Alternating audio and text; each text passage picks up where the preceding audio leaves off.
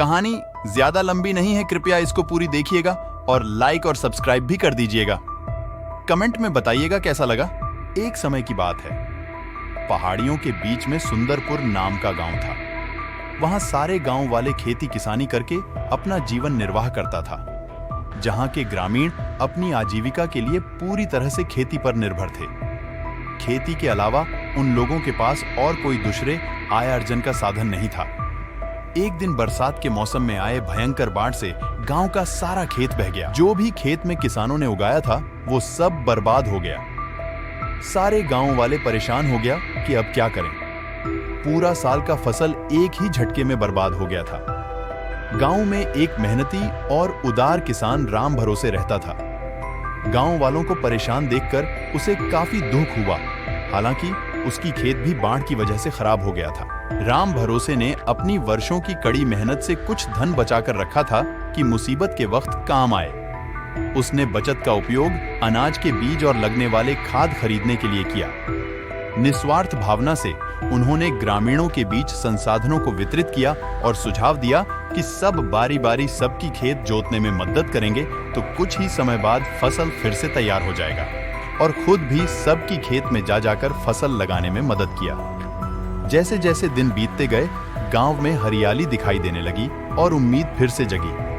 हालांकि राम भरोसे के अपने खेत अब तक उजाड़ ही रहे। कुछ समय बाद राम भरोसे ने कहा कि अब लोग उनकी भी खेत लगाने में मदद करें। तो लोगों ने कहा, अभी थोड़ी दिन ठहरो, अभी तो खेतों में खाद लगाना और दवाइयां छिड़कना तो बाकी ही है। कुछ दिन बाद राम भरोसे ने याद दिलाया तो लोगों ने कहा कि फसल की कटाई के बाद हम आपकी खेत में मदद करेंगे। लेकिन कोई भी मदद करने को आगे नहीं आया। रात को राम भरोसे थक कर अपनी खटिया में लेटा हुआ था। उसे आज नींद नहीं आ रहा था। वो सोच रहा था, बरसात के बाद तो खेती लगाने का कोई मतलब नहीं, अब क्या करें। उसने सोचा कि कल से वो अकेले ही अपनी खेती लगाएगा। सोचते सोचते उसकी नींद लग गई। रात को सपने में उसे भगवान ने दर्शन दिया और कहा, पुत्र राम भरोसे, मैं तुमसे बहुत प्रसन्न हूं। तुमने मुसीबत के वक्त अपनी परवाह करे बगैर गांव वालों की मदद की है। तुमने अपनी खेत के लिए जो थोड़ी बीज बचा के रखे हो, उसमें जो तुमने सुबह की पूजा के लिए लाया हुआ थोड़ी पानी लौटे में से छिड़क देना और उसे अपनी खेत में बो देना। तुम्हें बहुत जल्दी अपनी अच्छे कर्मा का फल मिलेगा। इतना कहकर भगवान अंतर्ध्यान हो गया। सुबह राम भरोसे की आंख जल्दी खुल गया। उसने सपने के बारे में सोचा, क्या वाकई सपना सच हो सकता है।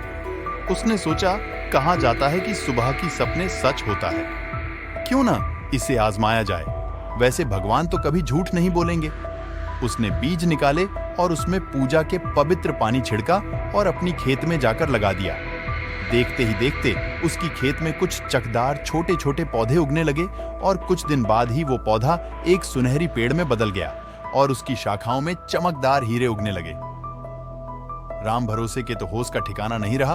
वो खुशी से नाचने लगे। राम भरोसे का एक साधारण खेत एक चकाचौंध करने वाला दृश्य बन गया, जो ग्रामीण इलाकों के बीचों बीच हीरे का स्वर्ग बन गया।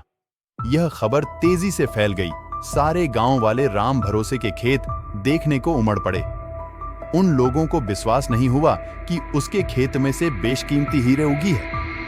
सारे गांव वाले लज्जित भी थे कि मुसीबत के वक्त भगवान की तरह मदद करने वाले राम भरोसे को उन लोगों ने भुला दिया था।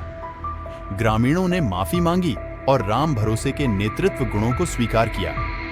बदले में राम भरोसे ने ऐलान किया कि हीरे का उपयोग गांव के कल्याण के लिए किया जाएगा, जैसे सड़कें बनाना, बिजली उपलब्ध कराना, स्कूल बनाना और खेती के लिए पर्याप्त पानी का इंतजाम करेगा।